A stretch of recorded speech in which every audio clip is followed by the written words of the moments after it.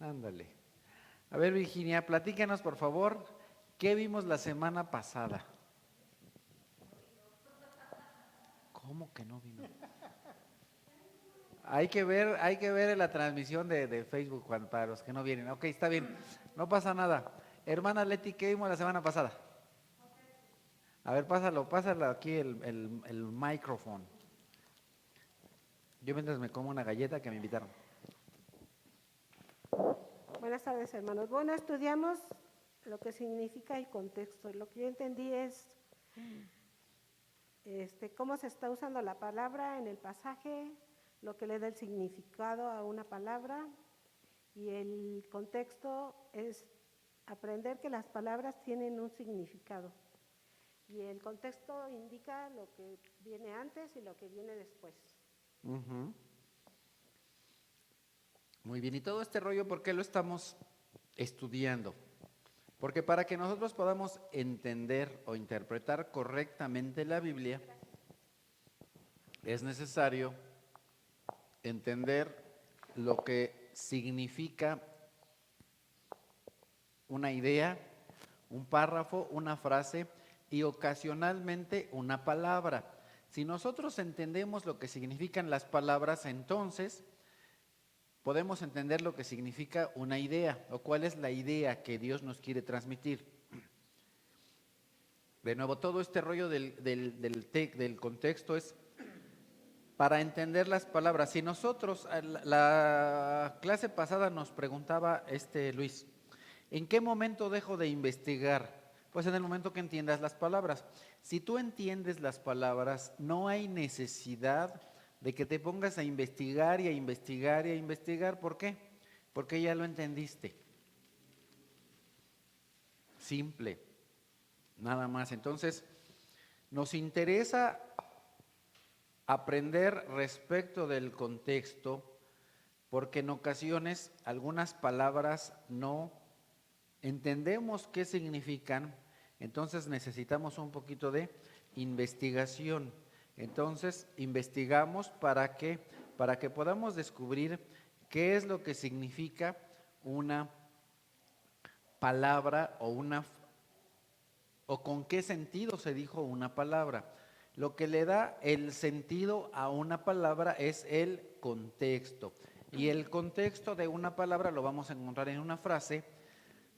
La frase la vamos a encontrar, el sentido de esa frase la vamos a encontrar en la oración. El sentido de una oración lo vamos a encontrar en la sección. Y el libro, y la palabra o la frase o la oración la vamos a encontrar en el contexto de un párrafo del libro completo del conjunto literario del Testamento o de la Biblia.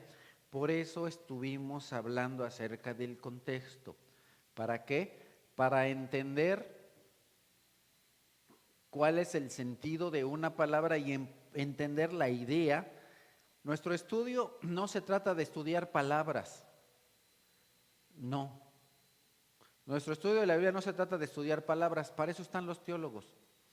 Nosotros necesitamos saber qué ideas nos quiere dar el Señor a través de la Biblia, pero a veces las ideas no son claras. ¿Por qué? Porque a veces las palabras no son claras. Cuando tenemos ese caso, entonces es cuando investigamos. Sí, hermano, ¿cuál es tu pregunta o duda o comentario? Bueno, mi comentario es el siguiente. Anteriormente nos habías dado 4 características de la hermenéutica histórica. Entre ellos nos diste palabras, contexto, historia y cultura y tipo de literatura. Y aquí nos dice que el contexto, palabras, frases y otros componentes literarios de comunicación siempre deben ser entendidos en relación a su contexto, o sea, en relación a las palabras o frases que la rodean. Muy bien, hermano. Para los que luego dicen, es que ese Jiménez se duerme, no. ¿Ya vieron cómo está bien picudo? Está tomando nota, está atento. Ustedes lo ven que está así, está concentrado. Jiménez está bien concentrado, está en toda la concentrancia pura y con sus notas ahí bien al puro tiro. Bueno, Entonces, Lo que nos dijo el hermano es muy correcto, porque desde al principio de nuestro estudio definimos qué es la hermenéutica o interpretación.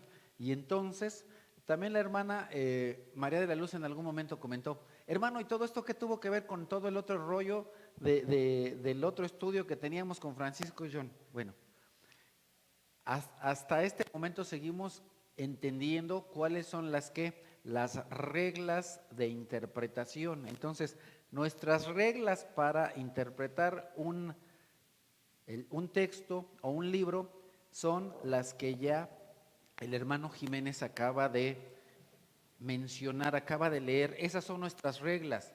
Nuestras reglas para interpretar correctamente un texto antiguo son las que ya el hermano Jiménez nos acaba de compartir de sus notas. Esas son las reglas. Y entonces lo que hemos estado haciendo durante estos días es que estudiando esas reglas con detenimiento. La primera regla de interpretación, porque de pronto decimos, la hermenéutica son las reglas. ¿Y cuáles son las reglas? Las que acaba de decir Jiménez. Entonces, regla número 1 para interpretar correctamente el texto es, ¿cuál, hermano? Palabras, contexto. La regla número 1 es entender las palabras correctamente. La regla número 2, porque ¿de qué estamos estudiando? Reglas de interpretar un texto. La regla número 2 es, ¿qué? El contexto. Entender el contexto. Esas son nuestras reglas. Nuestra regla número 2 es entender el contexto. Entonces, nuestra clase anterior nos dedicamos a conocer esa regla. La regla del contexto es una regla muy importante para que yo pueda entender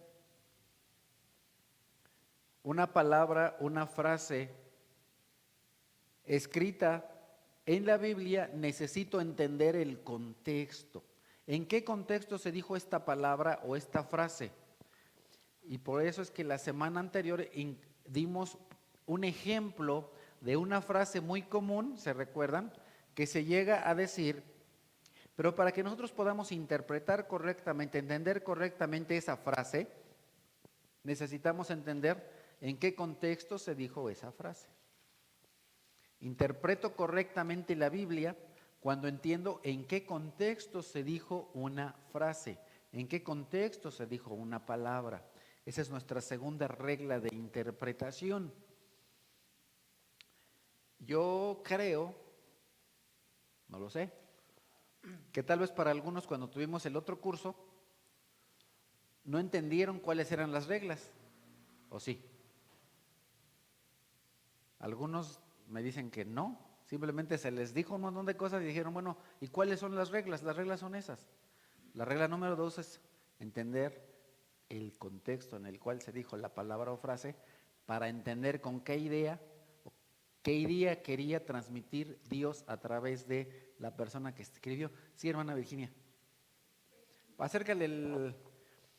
Oye, hermano, también sabes que sería bien fabuloso, tú que estás ahí en los controles, que apuntes la de allá arriba para ellos, para que vean cuando preguntan y todo. Pues échale estilo, échale producción, hermano. Pastor, es que quiero entender, contexto es lo que dice antes el párrafo. Eso es contexto. Eso es contexto, ¿es correcto, hermana? Ajá, lo que dice antes o después también. También es correcto, eso es parte de lo que vimos en nuestra clase pasada. Y a mí no me molesta repetirlo si es necesario. Sí, pastor. Eso es contexto. Lo que está antes de la palabra o frase, lo que está antes y después, y dimos una idea que nos permite entender lo que es el contexto, o para entender el contexto hay que leer ahí, arriba y abajo, o bien ahí, antes y después. Cuando vemos ahí, cuando vemos antes y cuando vemos después, entonces es cuando nosotros vemos el contexto. Esa es una manera fácil de explicar lo que es el contexto. El contexto es lo que rodea, lo que está alrededor del texto. Ese es el contexto. El contexto es lo que está alrededor del texto.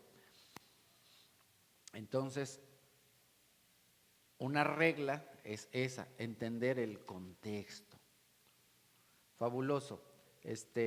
muy bien, hermanos, qué bueno que entendieron de qué se trata el contexto.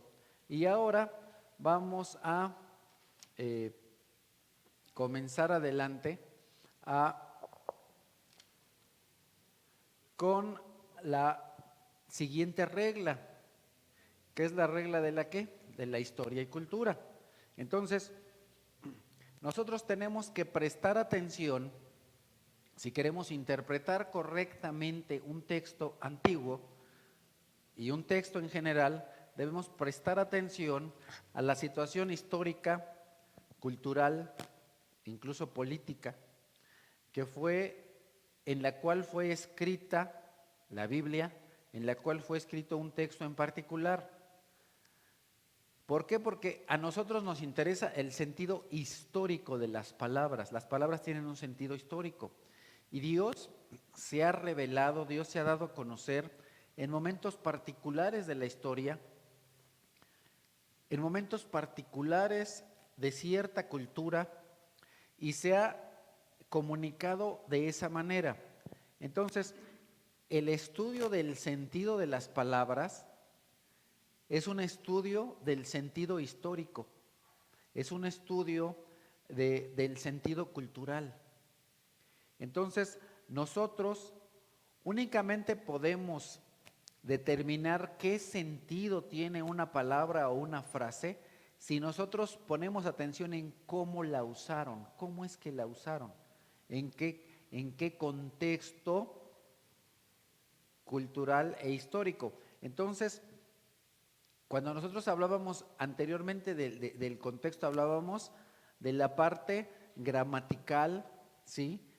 Del texto mismo. Pero ahora, otra parte para la interpretación es la historia y la cultura que se desenvolvían en el momento en el que fue dicha una porción de la Escritura. Entonces, cada momento histórico tiene una manera de pensar. En el momento en el que Dios habló a Adán y Eva, fue un momento histórico único. Ese momento históricamente no se puede repetir. Si a nosotros nos dijera Dios lo mismo que le dijo a Adán y a Eva, tendría un sentido totalmente diferente. ¿Por qué? Porque nuestro contexto histórico, cultural, social, político es totalmente diferente que el de Adán y Eva. Es más, en aquel tiempo no había ni siquiera como tal una cultura desarrollada. Ellos estaban creando la cultura, su propia cultura familiar, su cultura. ¿Cuál era la cultura de Adán y Eva? La que ellos estaban desarrollando en ese momento. No había política,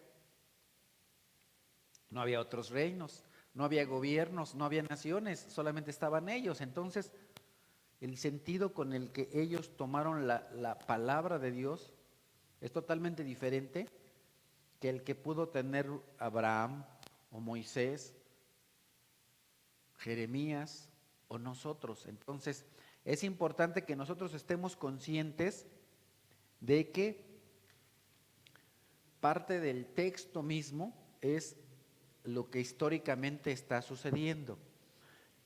Nosotros tenemos que hacer una diferenciación entre la cultura y la historia, pero no siempre es fácil. Es relativamente complicado hacer una distinción entre la historia y la cultura. La historia se refiere a acontecimientos importantes en la época en la que se escribió el texto. Pero cuando nosotros intentamos entender la Escritura, tenemos que tratar de figurarnos en ese momento, en el momento histórico. Y ahora la cultura tiene que ver no con hechos históricos, sino con una manera de pensar, los valores de una comunidad. Lo que se comparte en una comunidad es la cultura. Por ejemplo, en México, al día de hoy,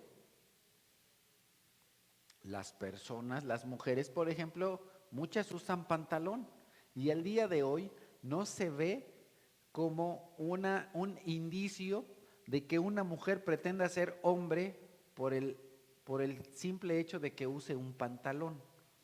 No así hace 2000 años en Israel. Entonces nuestra cultura es distinta que la de Israel. Al día de hoy tenemos algunos otros ejemplos como el largo del cabello, o para las que usan falda, el largo de la falda, el maquillaje. En algún tiempo, históricamente, en algún tiempo, a las mujeres, por ejemplo, eran muy reconocidas. Una mujer era reconocida como una prostituta por el puro maquillaje. Decían, esta mujer es prostituta. ¿Por qué? Por su maquillaje. Y al día de hoy, si nosotros trajéramos, no tenemos, pero si hubiera manera de meterse ahí con no me acuerdo cómo se llamaba el doc. ¿Te acuerdas del doc? ¿No te acuerdas? El que se metió en el DeLorean. ¿No sabes qué es el DeLorean? Tienes que ver más televisión. Volver al futuro. Se metió ahí con el doc en el DeLorean y ¡fum! Se trasladó al pasado. Si nosotros nos pudiéramos trasladar al pasado y le tomáramos una foto a una mujer de hace 2500 años de su cara, y nosotros nos trasladamos ahora al 2022 y le tomamos una foto a una mujer cualquiera, incluso a una mujer que asiste a una iglesia cristiana, aunque sea la esposa de un pastor, del que tú quieras, del más reconocido y famoso y del que se les dé de muy acá, y comparamos los maquillajes, podríamos decir, ay, nanita. Y en aquel tiempo era considerada como una prostituta. Al día de hoy ya no, porque la cultura de nosotros es diferente. Entonces, es importante entender que aun cuando hay mucho vínculo entre la historia y la cultura, pues no son lo mismo, y tenemos que nosotros tratar de entender un poquito la diferencia entre la historia y la cultura, pero de alguna manera una va muy vinculada de la otra. Entonces, cuando nosotros estudiamos, y para no meternos en mucho problema, decimos historia y cultura. Qué fácil, ¿no? Nos la ponemos fácil, porque de pronto pues se complica diferenciar o separar la parte histórica de la parte cultural. Entonces nosotros juntamos la historia y la cultura para nosotros poder entender e interpretar correctamente un texto antiguo. En declaraciones que hacen los profetas del Antiguo Testamento, tenemos que entender que las declaraciones de los profetas fueron realizadas en respuesta, como una respuesta a las condiciones políticas, sociales, religiosas de su tiempo. Isaías estaba tratando problemas religiosos de su tiempo, estaba tratando problemas políticos de su tiempo, ¿cierto? Igual que Jeremías. Entonces, muchos de los escritos, por no decir que todos, pero muchos de los escritos de los profetas tienen que ver con esos cambios geográficos y políticos. Jeremías, según nosotros podemos, cuando estudiamos la Biblia, reconocer, entender que recibió un llamado al ministerio en el mismo año en el que murió el último rey de Asiria. Cuando Asiria todavía era un imperio grande, muere el último rey de Asiria, y por esa temporada es cuando Jeremías recibe su llamado de Dios para servir. Esto nos permite, si nosotros entendemos esa situación histórica, nos permite entender un poquito por qué escribe Jeremías de tal manera o qué es lo que está escribiendo. El imperio asirio había dominado Mesopotamia por mucho tiempo, y cuando decayó el imperio asirio es cuando da lugar al imperio babilónico. Cuando los asirios decaen, los babilonios comienzan a surgir. Cuando pasan los años, Palestina se encuentra en un conflicto entre lo que fueron en su momento las dos potencias de su tiempo.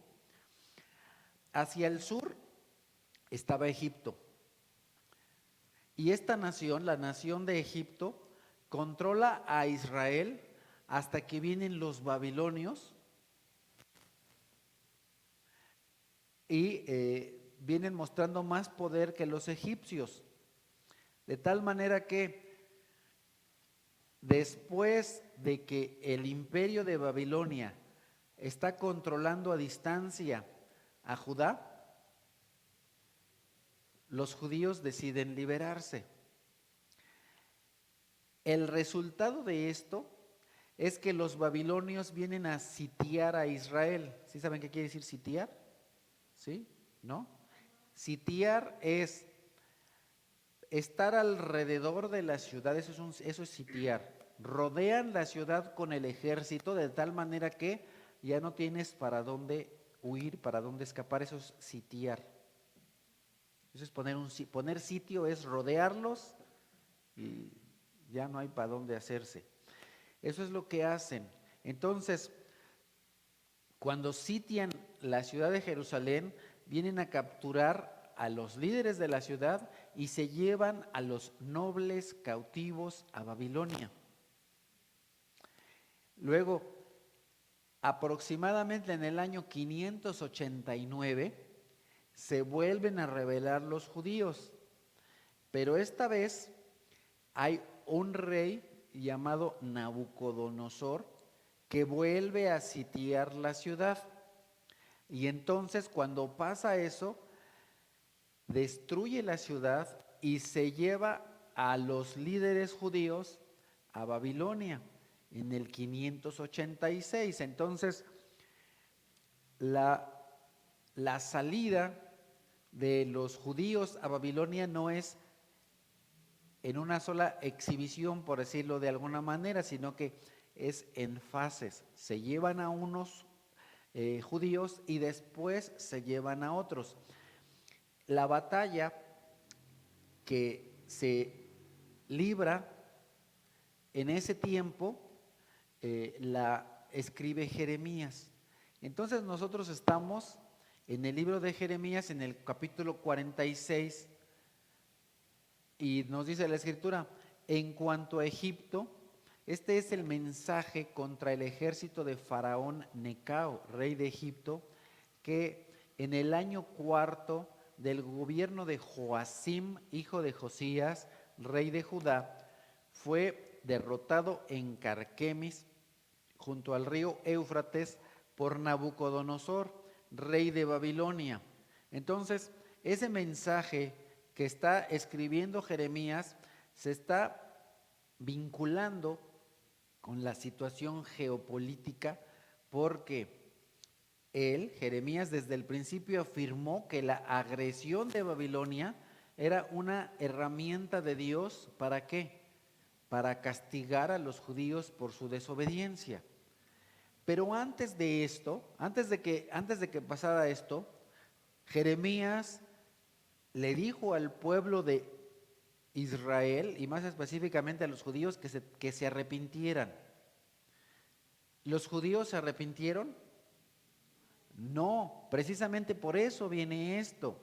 Entonces nosotros tenemos que entender que cuando leemos estos libros, Isaías o Jeremías, el Señor manda un aviso al pueblo, y entonces si el pueblo, Dios está esperando que el pueblo actúe de determinada manera. Es lo que Dios desea, es lo que espera, es lo que quiere. Pero si el pueblo no actúa como Dios le manda, entonces viene una respuesta de parte de Dios a su negativa de obedecerlo. Así es como viene este castigo de Dios al pueblo de Israel. Entonces, muchos israelitas de ese tiempo confiaban en el templo de Dios en Jerusalén, tanto que no creían que iban a ser destruidos. Entonces ellos decían, nosotros somos el pueblo de Dios, somos el pueblo escogido, A nosotros nos hacen los mandados porque Dios está con nosotros y el templo está aquí. Y entonces para ellos el templo era como la colita de conejo. Yo traigo la colita de conejo y a mí nada me puede pasar, ¿no? Como un hombre cuyo nombre no voy a mencionar que dice, yo aquí tengo el detente. Y entonces a mí no me va a hacer nada eso porque tengo mi detente y sopas. Que le da la enfermedad que medio mundo ha tenido, ¿verdad? Porque no se trata de un detente, no era un talismán, y para los judíos en aquel tiempo el templo era como un talismán, como una patita de conejo, como algo que yo lo tengo y entonces no me va a pasar nada. Llegó a ser para los judíos el templo como una cuestión hasta supersticiosa.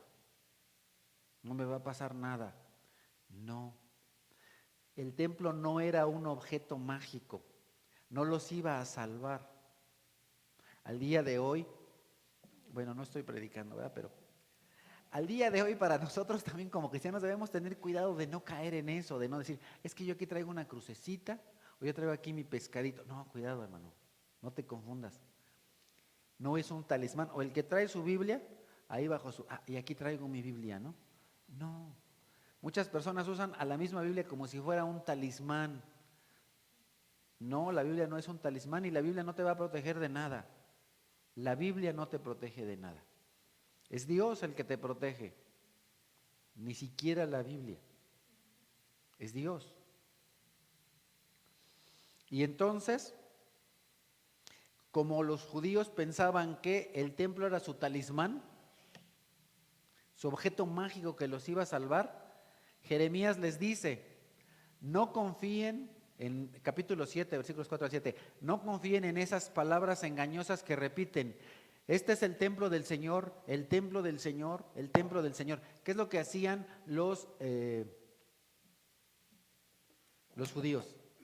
El templo del Señor, el templo del Señor, el templo del Señor. Eso me recuerda a los de la iglesia tradicional. Padre nuestro que estás en el cielo, Padre nuestro que estás en el cielo, Padre nuestro que estás en el cielo. Como si fuera un talismán. Dice el Señor Jesucristo, como si por sus vanas repeticiones Dios los fuera a escuchar. Y entonces muchas personas ocupan el Padre Nuestro como un talismán, igual que lo que hacían los judíos en su tiempo. El templo del Señor, el templo del Señor, el templo del Señor. ¿Y qué es lo que dice Dios a través de Jeremías? Si en verdad enmiendan su conducta y sus acciones, si en verdad practican la justicia los unos con otros, si no oprimen al extranjero, ni al huérfano, ni a la viuda, si no derraman sangre inocente en este lugar, ni siguen a otros dioses para su propio mal, entonces, fíjate qué es lo que dice aquí, sí, entonces. Con Dios en muchas ocasiones hay un sí, entonces. Pero muchas veces nosotros no ponemos atención al texto de un sí, entonces. En muchas partes de la Escritura hay cosas así. Y de nuevo, aunque no estoy predicando, pero muchas veces no falta el que quiere la bendición sin la obediencia. No es posible. La bendición en muchas ocasiones viene como un resultado de tu obediencia. Entonces los dejaré seguir viviendo en este país, en la tierra que di a sus antepasados para siempre. Entonces, Dios no engañó al pueblo. No les dio falsas promesas ni falsas esperanzas. Él les dijo, si hacen esto, entonces van a seguir viviendo ahí. Y después de eso, ¿qué es lo que viene? Los babilonios vienen, derrotan a Egipto, en el cual confiaban los israelitas, cosa que Dios les dijo desde muchísimo antes, desde que Dios los sacó por medio de la mano de Moisés, no vuelvan a Egipto, no se refugien en Egipto, no busquen apoyo en Egipto, no, su apoyo soy yo, su refugio soy yo, no se vayan a Egipto. Los israelitas les entra por una oreja y les sale por la otra y van a pedir ayuda a Egipto. Y entonces después de que los babilonios derrotan a Egipto, Jeremías ya no les dice que se arrepientan, ya no. Ahora les dice, ustedes tienen que cooperar con los babilonios. Entonces, ¿por qué tiene que cambiar el discurso? Porque las condiciones cambian. Dios ya no les promete que los van a dejar en su casa, sino ahora les dice, ahora váyanse. Entonces, la victoria de los babilonios fue voluntad de Dios. ¿Por qué? Porque los israelitas, los judíos, no obedecieron la palabra de Dios. Dios les dijo, sí hacen esto, sí hacen esto, sí hacen esto, sí hacen esto. Entonces, y de estas cosas no hubo señales. Entonces, las cosas irían mejor, llegó a decir Isaías, irían mejor si cooperamos con el castigo del Señor y no nos resistimos al castigo del Señor.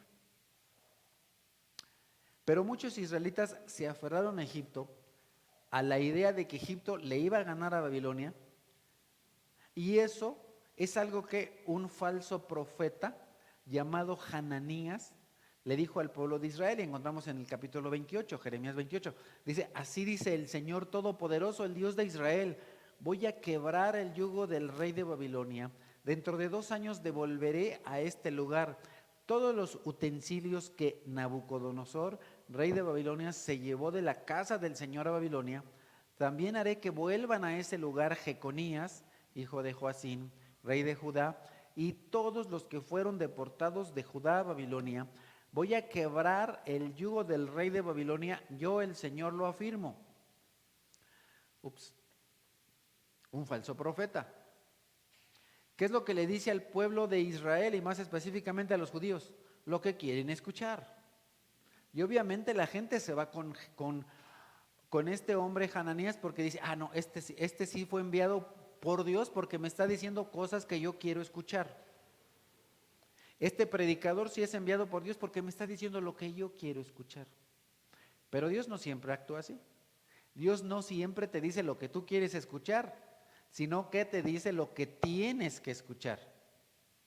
Y a veces lo que tienes que escuchar no es lo que te gusta. Y entonces, ¿qué es lo que responde Jeremías ante lo que está diciendo este hombre? Jeremías va a decir, bueno, pues eso podría ser muy bueno. Estaría padre, pero no creo que sea así. Y entonces, como una respuesta a Hananías, Jeremías escribe una carta a los judíos que ya están en el exilio, en Babilonia.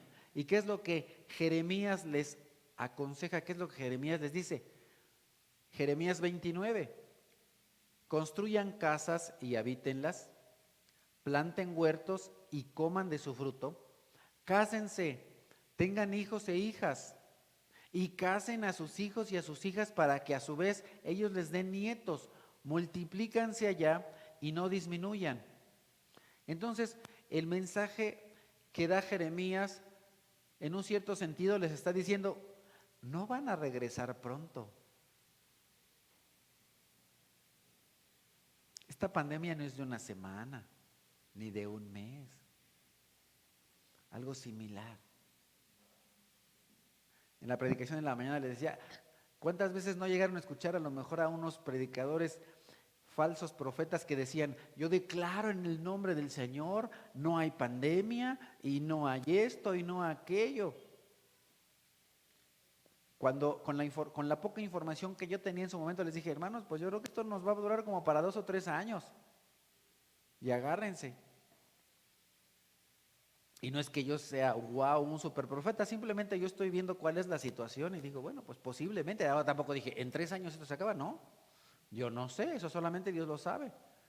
Pero hay cosas que Dios te deja ver y que no puedes estar ciego, y no es que no tengas fe, es que simplemente tú estás viendo la situación y tú dices, la situación no es como para que ya la cosa se acabe. Y entonces Jeremías está viendo no solamente la situación, sino que Dios está diciéndole al oído, Jeremías, va a pasar esto, díselo a mi pueblo.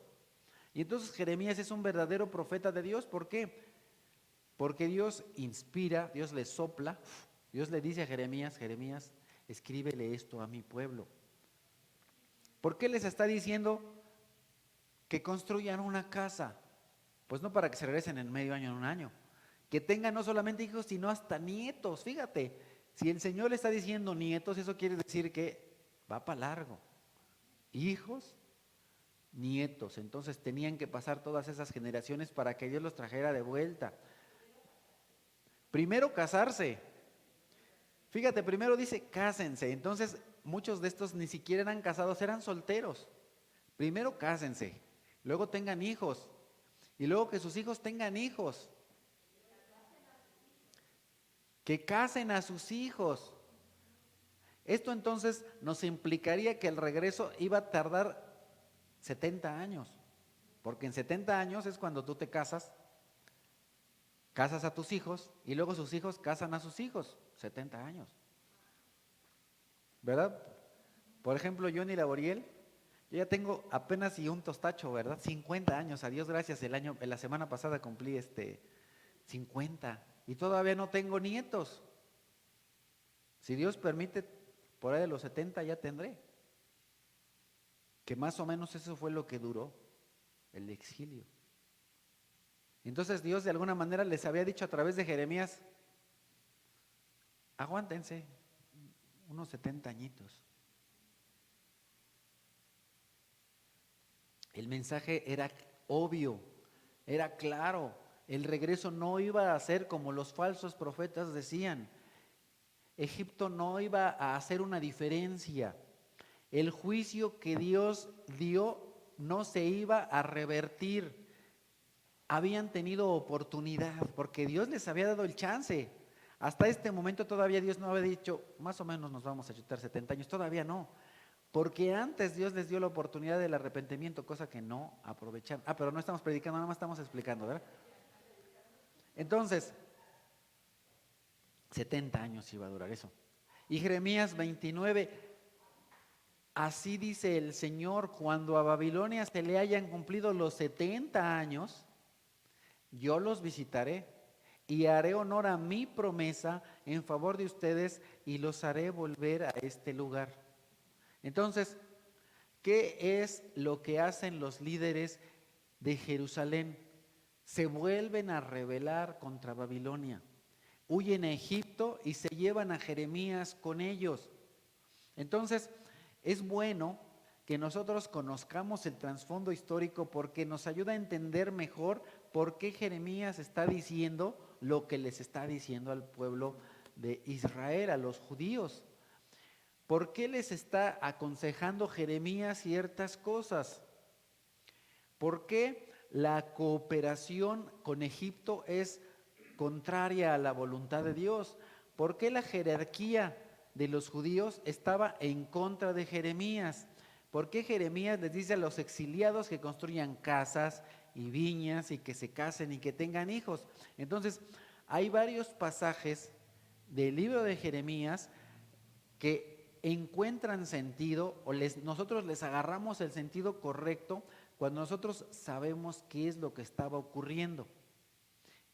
Así, si nosotros sabemos qué es lo que estaba ocurriendo, cuando leemos el libro entero, nos va a ser más claro.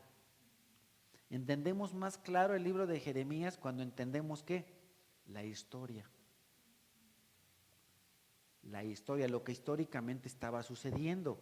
Ahora, cuando nosotros entendemos el trasfondo histórico, entendemos mejor este libro, pero también otros libros. Ahorita dimos el ejemplo de Jeremías, pero cuando entendemos históricamente lo que estaba sucediendo, podemos entender más claramente Isaías o Daniel o algunos otros libros.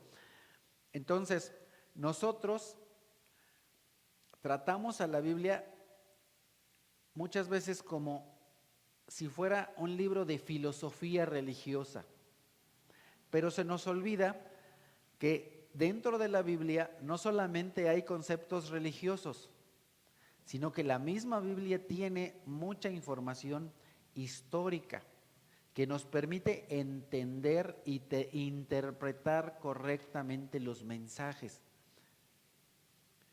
Ahora, si nosotros tomamos cualquier pasaje, cualquier versículo, cualquier frase o cualquier dicho de la Biblia no lo podemos aislar para decir lo que nosotros queramos.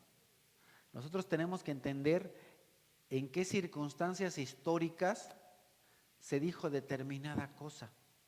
Entonces, nosotros de esta manera podemos ver cómo es que Dios actúa en determinada situación.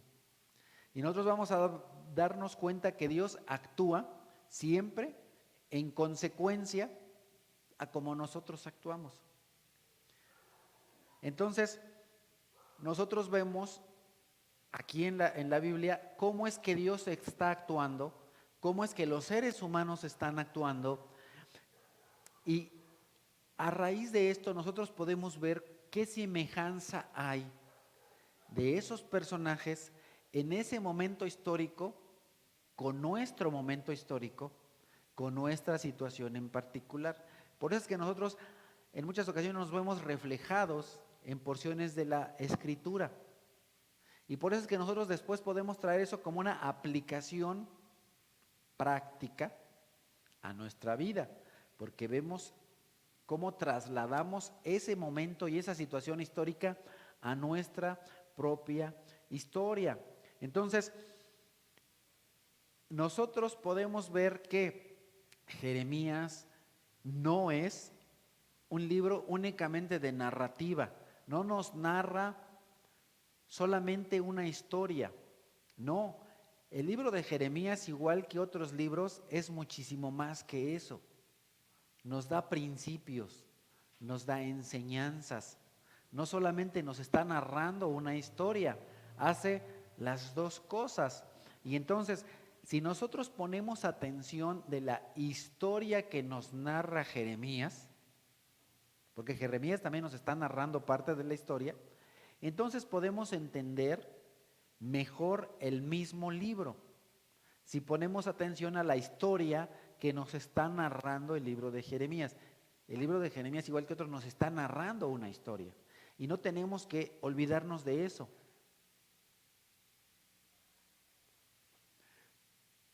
Entonces, en muchas ocasiones, cuando nosotros hablamos del contexto histórico de la Biblia, a veces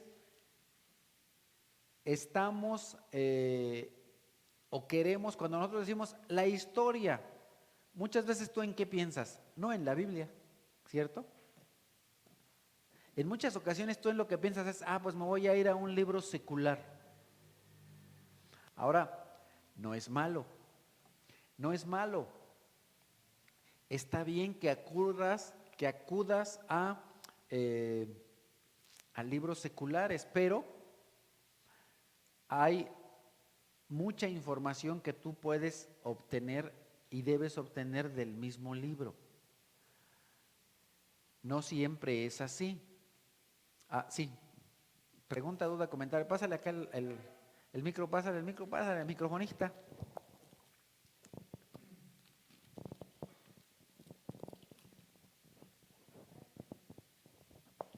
Por ejemplo, el contexto histórico en el que estaba el Señor Jesucristo en aquel tiempo era un contexto en el que había mucha filosofía. Había un auge en la filosofía, todos estaban queriendo encontrar el porqué de la vida, el alma, los espíritus y todo eso. Entonces, algunas personas precisamente por ese contexto histórico, a él lo catalogaban como nada más un gran filósofo, pero realmente no como el Hijo de Dios. Ellos se dejaron llevar por eso y veían en la filosofía a personas superiores, ¿no? Así se tenía en aquel tiempo en el que el Señor Jesús estuvo en este mundo. Sí, muy bien. Nosotros tenemos, por ejemplo, en un libro de historia de Babilonia, de aquel tiempo, nosotros podemos encontrar lo siguiente, en un libro de crónicas de Babilonia. En el 7º año, en el mes de Kislev, así ellos manejaban a esos meses, el rey de Acad armó su ejército y marchó a Jatú, en campo, contra la ciudad de Judá, y en el segundo día del mes de Adar capturó la ciudad y tomó su rey. Atraparon a su rey. Un rey elegido por él fue designado y tomado tributo vasto lo trajo a Babilonia. Entonces, ¿qué es lo que están diciendo en esta crónica de Babilonia? Están diciendo lo mismo que encontramos nosotros en la Biblia. Esta crónica que encontramos en un libro de historia de Babilonia, nosotros lo encontramos en la Biblia, en el segundo libro de Reyes, en el capítulo 24, dice: en aquel tiempo las tropas de Nabucodonosor, rey de Babilonia, marcharon contra Jerusalén y la sitiaron. Si se dan cuenta, es muy similar a lo que encontramos en lo que nos dice un libro de historia de Babilonia. Cuando la tenían cercada, Nabucodonosor llegó a la ciudad. Joaquín, rey de Judá, se rindió junto con su madre y sus funcionarios generales y oficiales. Así, en el año 8º de su reinado, el rey de Babilonia capturó a Joaquín. Entonces nosotros podemos ver que hay mucho paralelismo entre la historia secular, la historia fuera de la Biblia, y la historia que está en la Biblia. Pero también nosotros podemos notar que la misma Biblia ya ha dicho estas cosas anteriormente. Es decir, la misma Biblia tiene su contexto histórico. En el caso del libro de Jeremías, si nosotros leemos cuidadosamente el libro, tenemos suficiente para poder entender cuál era la situación política de aquel tiempo, aunque tal vez no tengamos muchos detalles. Hay muchos detalles que tal vez no vamos a encontrar, pero sí vamos a tener lo suficiente. De nuevo, no estoy diciendo que sea algo innecesario o que no sirva para nada buscar en otros libros de historia seculares. No estoy diciendo eso. No estoy diciendo ni que es innecesario o que no sirve o que sea malo.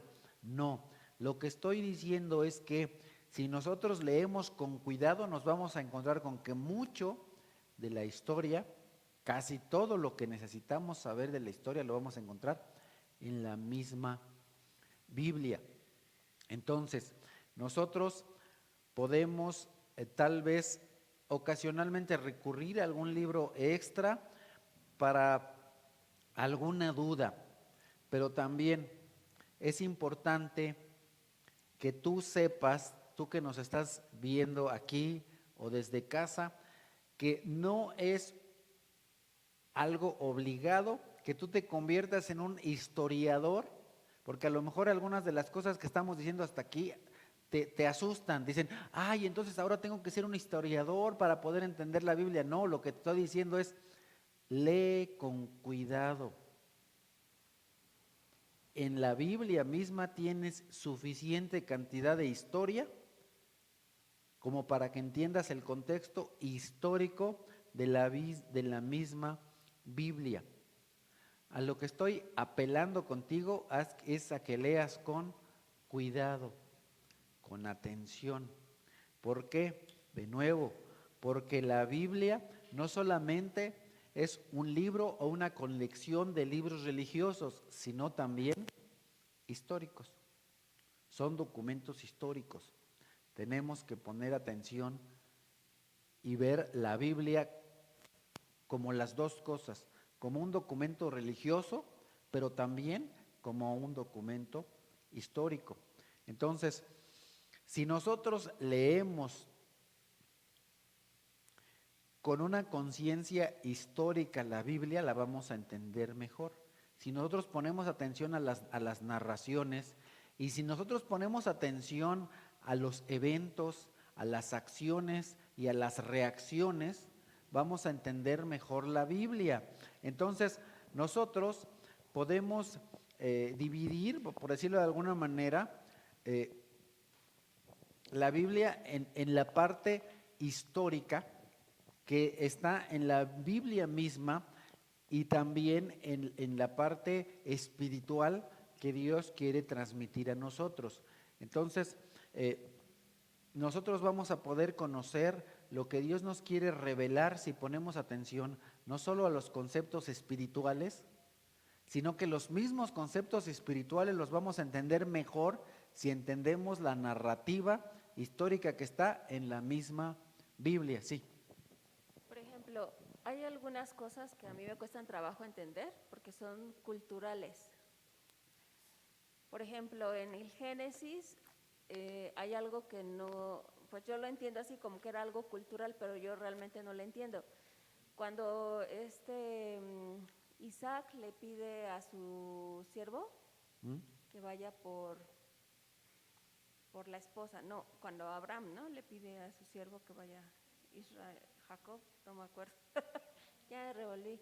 Bueno, pero le dice a su siervo que vaya por la esposa y le dice que le haga una promesa y que ponga su mano debajo del muslo. Ajá. Y entonces yo decía, ¿cómo? O sea, tienes que meter la mano abajo del muslo de la persona y yo lo entiendo como es algo cultural, pero Ujú. realmente eso no lo entiendo en su totalidad. Solamente lo doy por hecho como que es algo cultural, pero no lo entiendo. Ok, excelente. El Señor, bueno, un paréntesis así chiquito rápido. El Señor hace una promesa con Abraham, y le dice que él tendrá una gran descendencia y que bendecirá a todas las naciones del mundo. Y entonces Abraham le dice al Señor, Señor, pero ¿cómo es que me dices que voy a tener herencia si lo único que tengo es a este Damaseno? Damaseno quiere decir una persona que viene de Damasco. Eliezer. Eliezer es un esclavo nacido en casa de Abraham. Entonces, culturalmente en aquel tiempo, y eso también lo encontramos en la misma Biblia, los siervos nacidos en casa se consideraban como si fueran hijos si la familia no tenía hijos.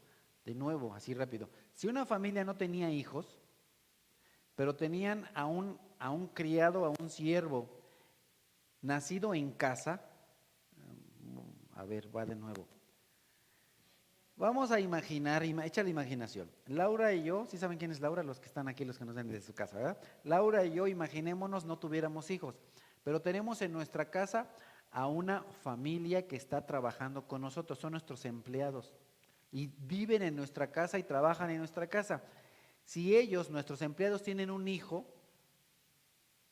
ese hijo en aquel tiempo vendría a ser propiedad de Laura y mío y vendría a ser nuestro hijo.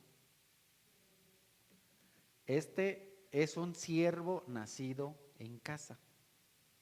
Entonces, si Laura y yo no tuviéramos hijos, pero tuviéramos la poca herencia que ustedes saben que nosotros le podemos dar, entonces las propiedades que nosotros tenemos pasarían como herencia a este niño. Él sería nuestro heredero. Entonces Abraham lo que está diciendo es, me voy a morir, yo ya estoy bien viejito, mi esposa también, y nuestras propiedades, nuestro ganado, lo va a heredar Eliezer, porque es un siervo nacido en casa. Y el Señor le dice, no, yo te voy a dar descendencia. Pasa el tiempo, Eliezer es un criado de 10,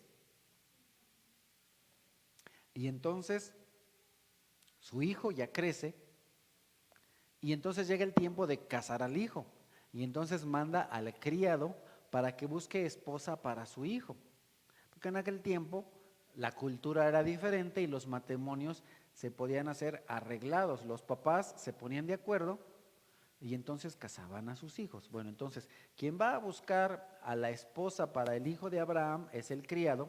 Y entonces, al día de hoy, échate por aquí 1 kilo de gel. Ven aquí, cualquiera de mis dos Jiménez, ándale, vente, Jimenitos. Y entonces, en otro tiempo lo haríamos sin gel, pero ahorita como estamos en la onda del gel, ponte. Hermano, ponte gel. Vente para acá. Y entonces yo le digo, oye hermano, ¿sabes qué? quiero que me hagas un favor de ir a traer a Cecilia, que es la hija de Adebis, a mi casa. Quiero que me prometas ir por ella a mi casa. ¿Me ayudas con eso? Claro. Ok, y entonces, ¿qué es lo que nosotros haríamos? Se estrecha la mano. Se estrecha la mano, gracias, nada más como para decir trato hecho. Eso es lo que nosotros hacemos. Bueno, todavía algunos lo hacemos. Nos estrechamos la mano. Bueno, ahorita nos tuvimos que echar nuestro gel para que ya saben la sana distancia y todo el cotorreo, como para estrechar la mano, para decir sí. Ok, en aquel tiempo no se estrechaban la mano.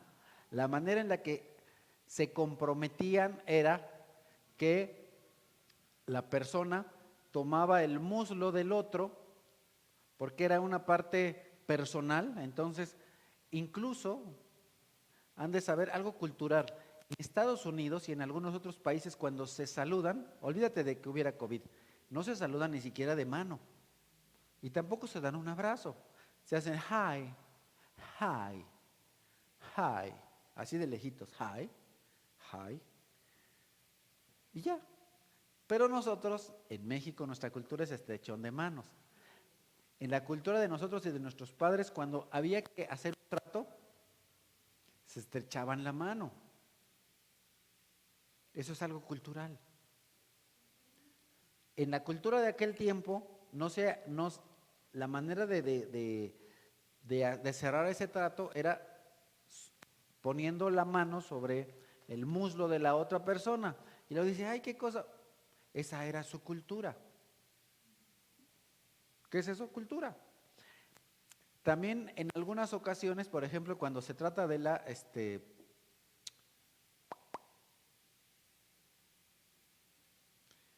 de algún otro trato, por ejemplo, el no reclamar una herencia, se intercambiaban la sandalia, ¿verdad? Eso es algo que cultural. Nosotros ¿qué tenemos? Oye, y nos dice, qué raro.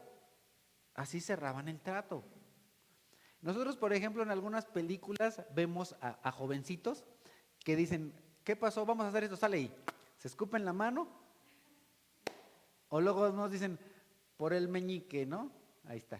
Y uno dice, ¿qué es eso del meñique? ¿O qué es eso de escupirse la mano? Bueno, o aquellos que se cortan un pedazo y luego la sangre, ¿no? Se cortan aquí un pedacito y ¿qué es eso? Y uno dice que es su cultura, es su manera de hacer las cosas. Aquí María de la Luz quería hacer un comentario. Sí, rápidamente fue como en el caso de Ponle WhatsApp. ¿O sí la oyen allá? Bueno, ¿sí me oye? ¿Allá? Sí, fue algo parecido como el caso de Ruth y Boz, ¿no? Cuando tenían que redimir el tema.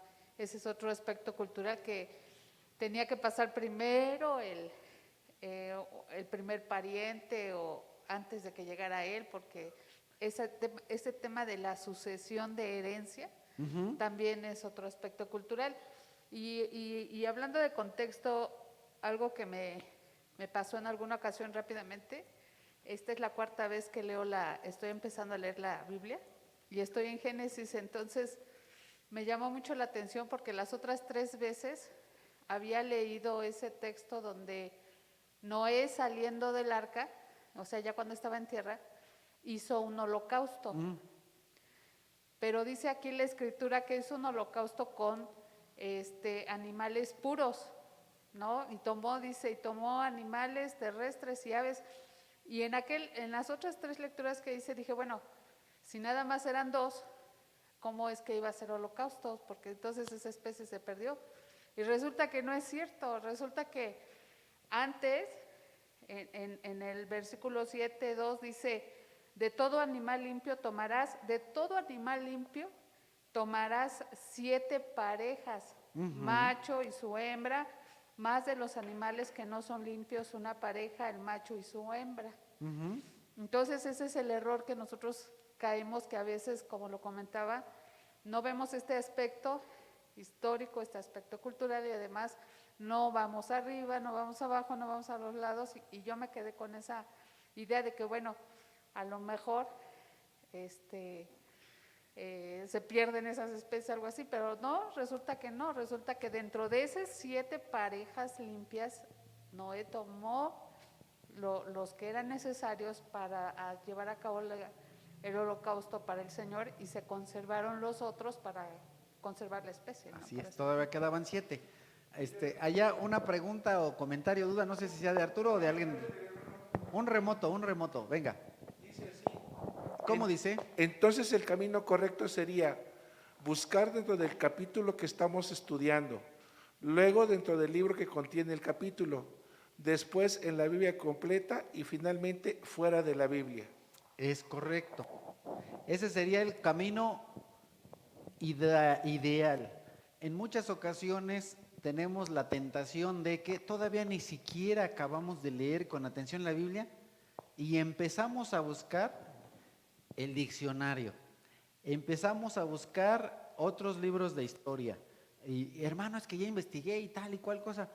Eso estaba en la Biblia. Solo que a veces que nos aceleramos y no buscamos el contexto dentro de la misma Biblia. Y muy bien ahí por el comentario del hermano Luis. Sí, tenemos un ejemplo. Juan, capítulo 4, nos dice la Escritura, pero como los judíos no usan nada en común con los samaritanos, la mujer respondió. Nosotros tenemos un ejemplo muy bueno de cómo la misma Biblia nos da un trasfondo histórico. Resulta que cuando Jesús viaja por el territorio de Samaria, Samaria está al norte de Jerusalén, él se queda a descansar en un lugar muy en particular y le pide agua a una mujer. Pero resulta que esa mujer es samaritana.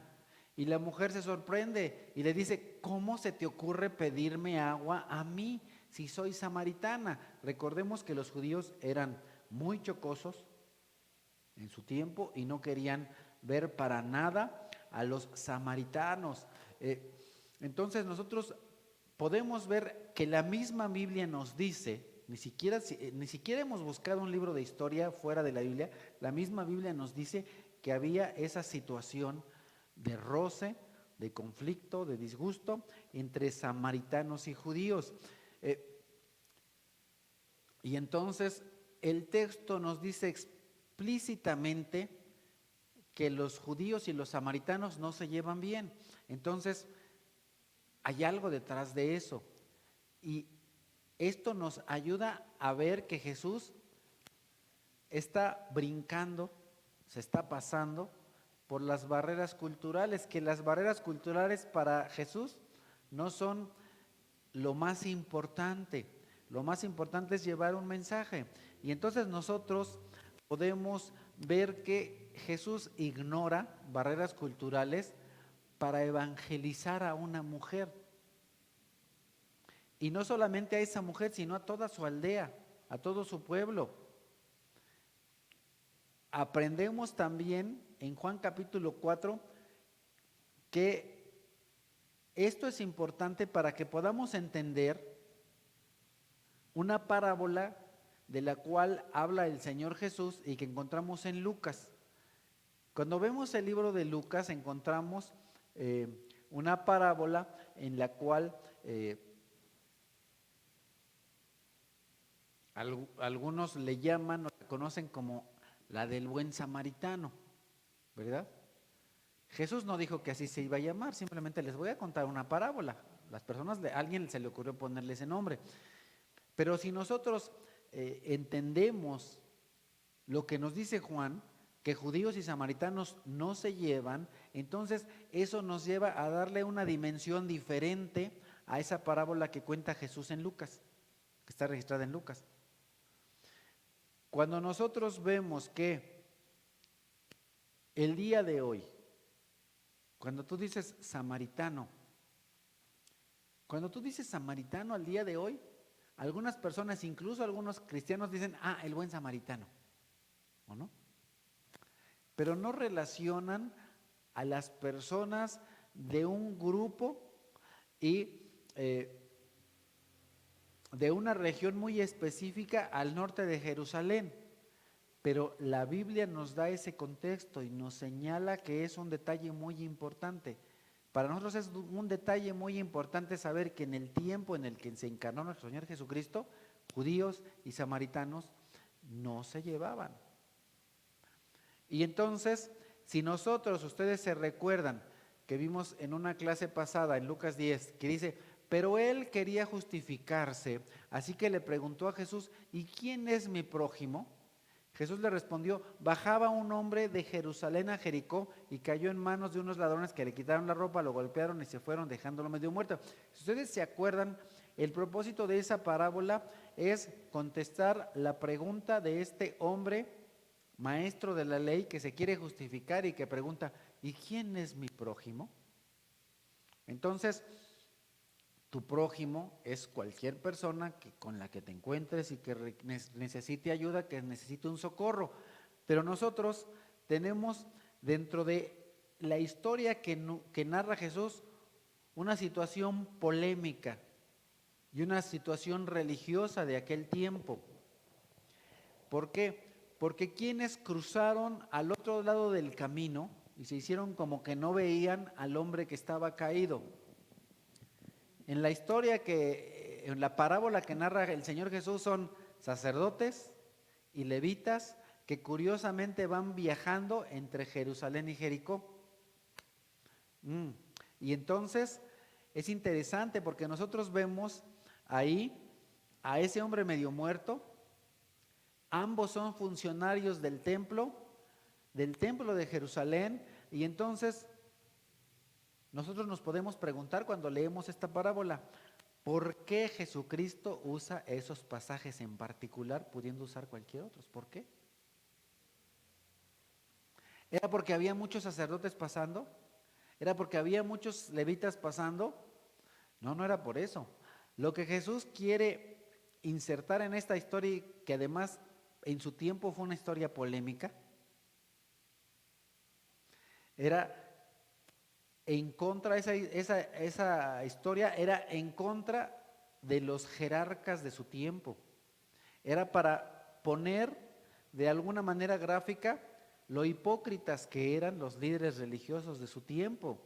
Las personas religiosas que se decían los representantes de Dios, pero que ni siquiera hacían lo mínimo, lo más básico.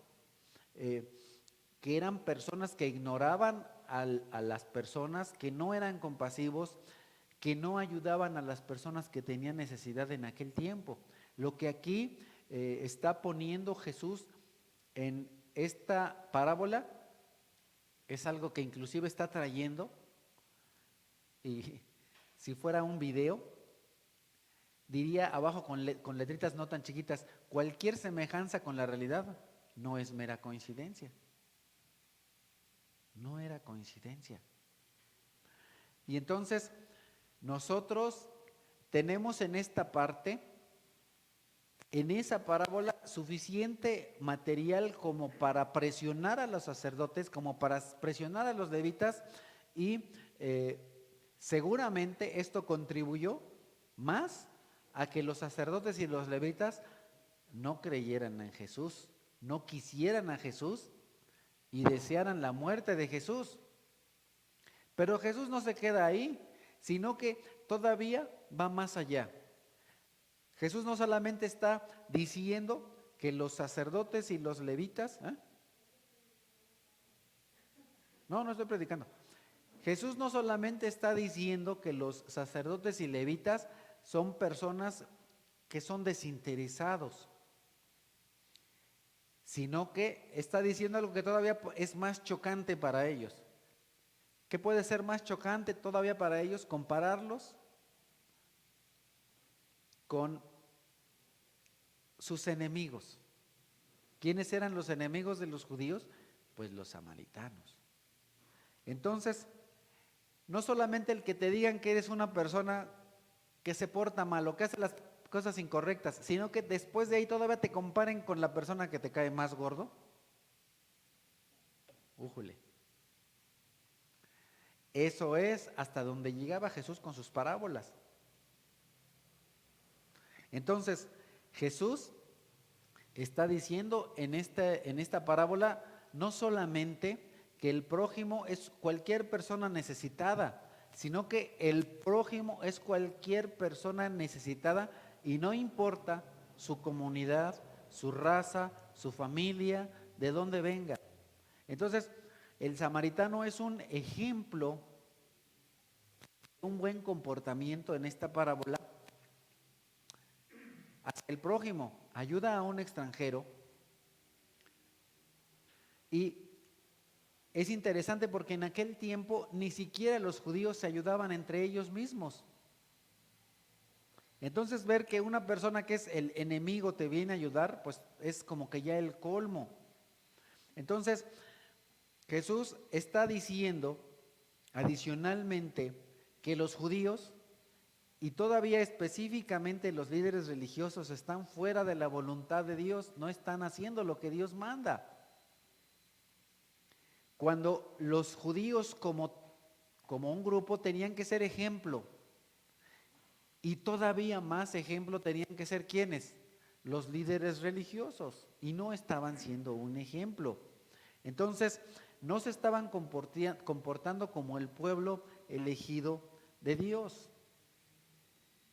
Entonces, en el contexto en el cual el Señor Jesucristo da esa parábola, cuando los judíos eran supernacionalistas, muy sectarios, muy apartados, esa parábola, sin lugar a dudas, vino a generar cosas en contra de Jesús, seguro.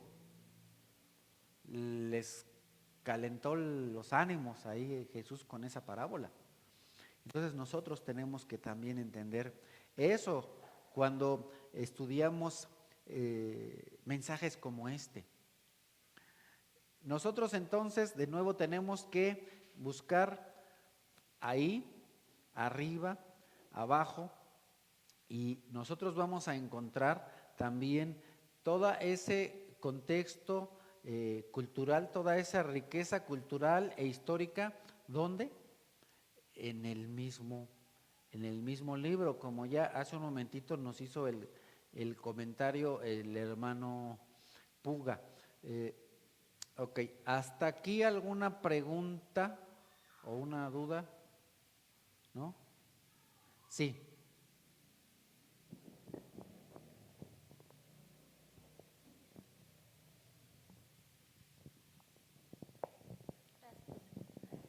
Ay, vuelvo a mi ejemplo, al comentario que hice hace un rato, porque tú decías que no es necesario volverse un historiador.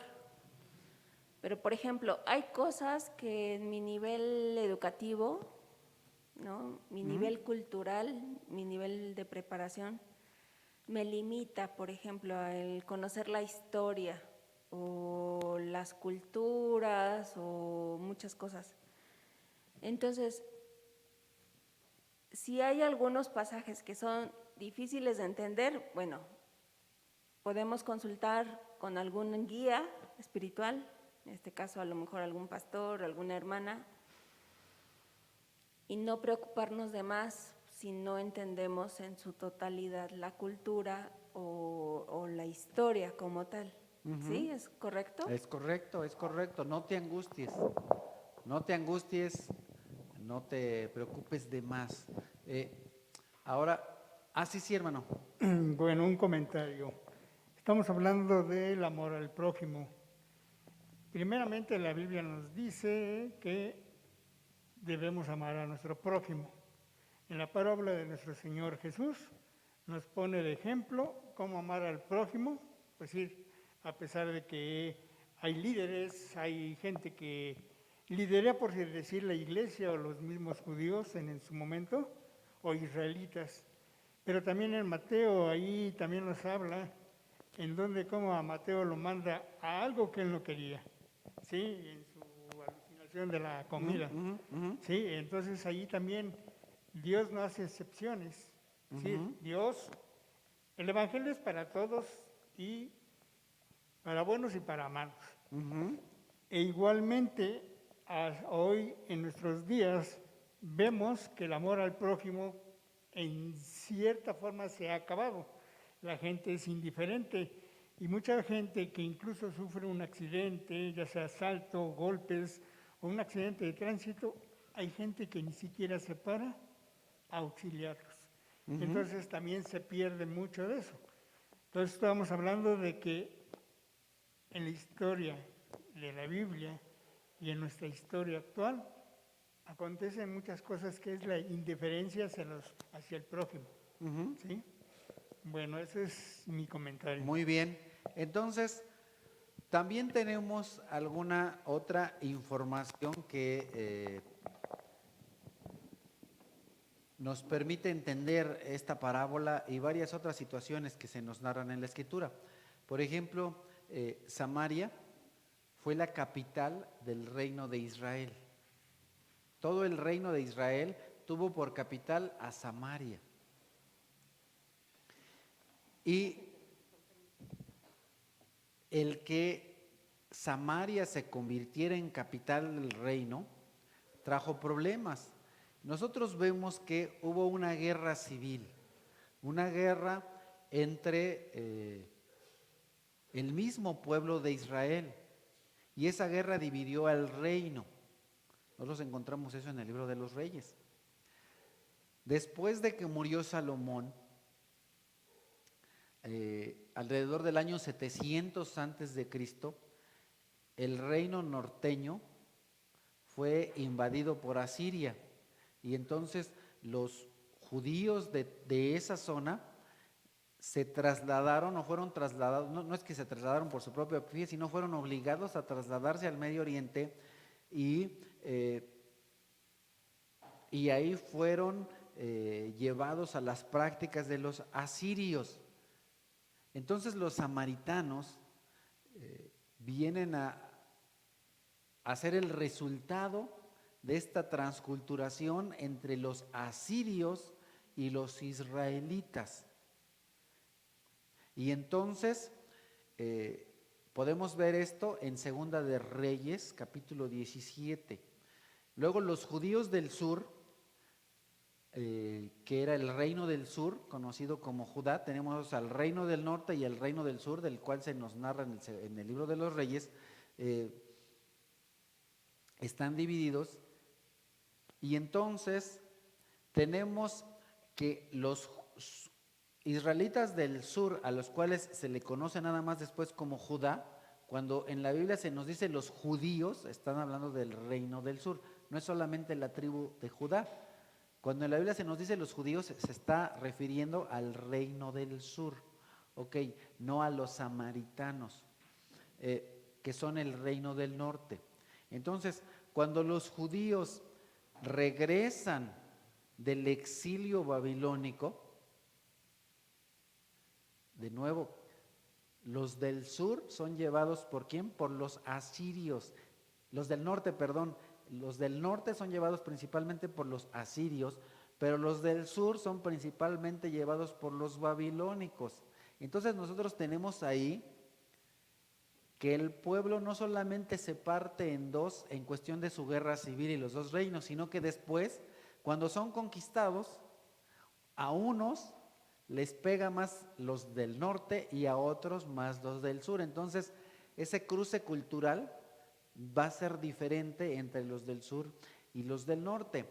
Entonces, cuando regresan del exilio, así como Jeremías lo predice, ¿quién se opone a la reconstrucción del templo y quién se opone a la reconstrucción de Jerusalén? Los samaritanos. ¿Sí? ¿Sí me cachan o voy de nuevo?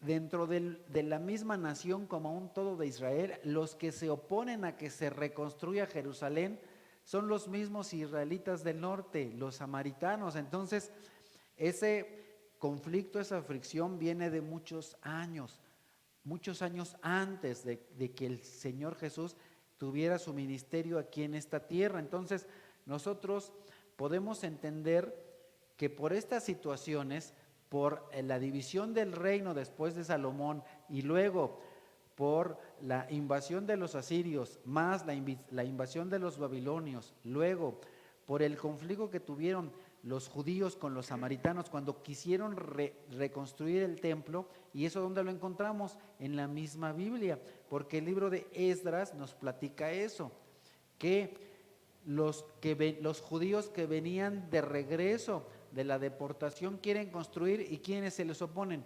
Los samaritanos. Ok, entonces eso nos permite de nuevo encontrar esa situación histórica. Tenemos además de eso otras fuentes históricas que no son bíblicas, pero que también nos dan información de los samaritanos. Por ejemplo, hay un historiador llamado Josefo, para los que les gusta también investigar en la historia, hay un hombre llamado Josefo que es un judío, historiador del siglo I. También tenemos un libro de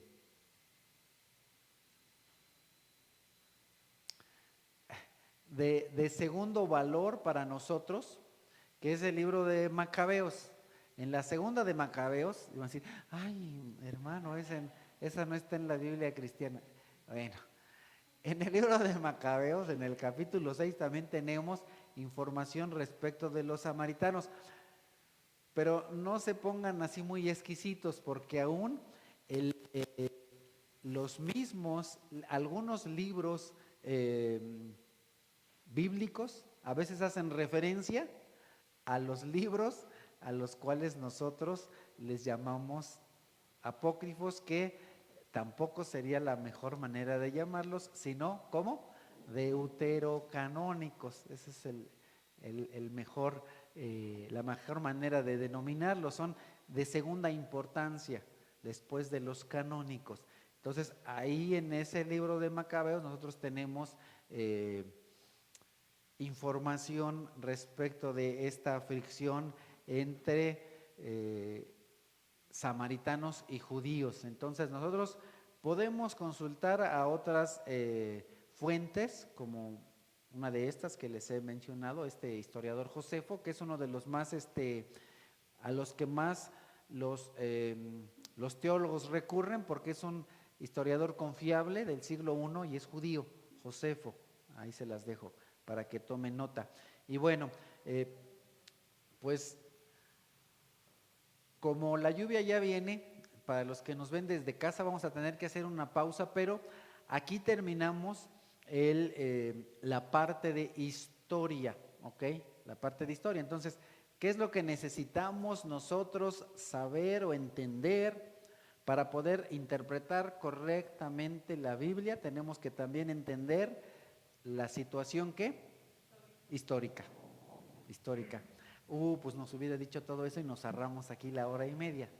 Bueno, yo sé que sí, pero mejor aquí ya se los platiqué, ¿de acuerdo? Entonces, la próxima semana, si Dios permite, vamos a hablar de la cultura, ¿de acuerdo? Entonces, y de otras cosas. Ahí sí, a la orden. Dígame, pásale ahí el micro. Buenas tardes, hermanitos. Pero yo le agradezco a Dios por su vida, porque en usted hemos aprendido, yo he aprendido en lo personal mucho. Que yo sé que poco a poco he aprendido, pero como usted dice, ahorita nos hubiéramos ahorrado mucho tiempo si le hubiera dicho nada más de que era de historia, de arriba abajo, ¿no? Entonces, pero así detalladamente como usted nos está explicando, pues yo le entendí bien, muy bien, muchas gracias. Qué bueno, hermanita, gracias a Dios, qué bueno que entendió. Sí. Yo quiero comentar que, de acuerdo a mi experiencia, cuando leí la Biblia, me dicen, esto es la palabra de Dios, y es un libro especial, y es un libro que contiene el pensamiento de Dios y todo eso. Entonces a mí me costaba un poco de trabajo conectar la historia humana de la historia universal con la Biblia.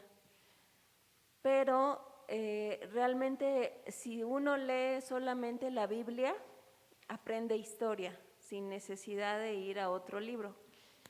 Yo insisto en esto porque hay personas que están comenzando a leer la Biblia y a lo mejor y se pueden espantar de que ahorita, por ejemplo, te hice una pregunta acerca del muslo, ¿no? Yo lo doy por hecho, yo no entiendo y yo no he buscado cuáles eran las costumbres en aquel tiempo, pero yo solamente lo di por hecho. Era algo que yo dije, bueno, pues esto ha de ser cultural solamente.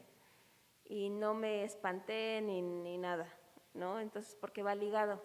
Entonces, este es mi énfasis en personas que apenas comienzan a leer la Escritura, la misma Biblia. Yo veo, por ejemplo, en mi mamá, que ella no fue a la escuela, ni siquiera sabía leer, pero el Espíritu Santo nos da el entendimiento y también el saber leer y poner atención, ¿verdad?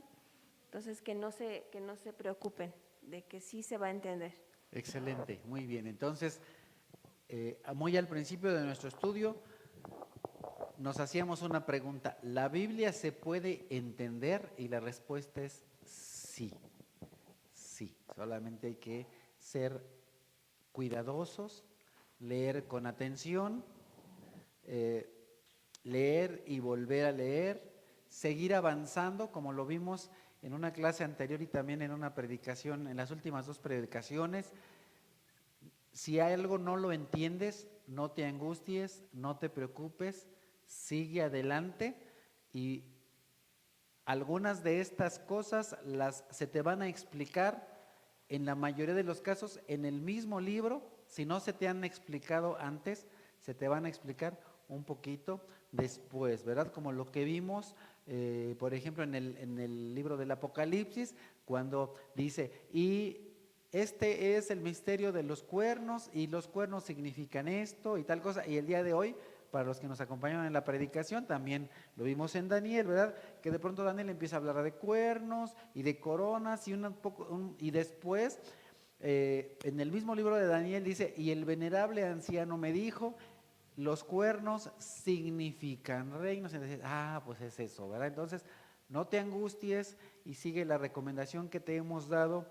Si no entiendes algo, de nuevo, no te preocupes, no te angusties, conserva la calma, no la cama, ¿verdad? Porque pues por eso no la entiendes, porque te vas a la cama y te duermes. No, conserva la calma, sigue leyendo y más adelante, muy posiblemente, vas a encontrar la respuesta a tu duda en el mismo libro. En la mayoría de los casos es así, ¿de acuerdo?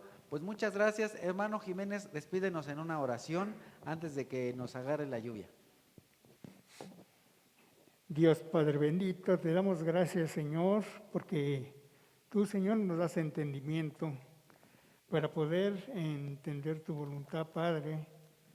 Sabemos que es difícil, pero tampoco es imposible, Señor, porque tú nos das los elementos a través de tu palabra. Igualmente nos das elementos a través de estos estudios. Y como dice nuestro pastor, muchos estudiosos lo han tratado de elaborar y nosotros poder tener esa facilidad, entre paréntesis, de poder entender tu palabra. Poder entender qué realmente tú quieres a través de la historia que nos narran en la Biblia, Señor. Y pues, Padre, te pedimos que igualmente que nos des sabiduría para poder llegar a interpretar con la verdad tu palabra. Así que, Señor, te damos gracias por este tiempo. Gracias porque mi hermano, nuestro pastor, también pones en su corazón el de seguir enseñando, el seguir dedicándole un tiempo, ser siervo tuyo. Y también te pedimos, Señor, que nos des una buena tarde todavía como en familia, que bendizcas la merienda, Señor, e igualmente danos bendiciones, Señor, en donde estemos, en lo que hagamos, que sabemos que todo lo que hacemos es para tu gloria y tu honra, Padre. Así que te doy las gracias, Señor, y oro en tu bendito nombre. Amén.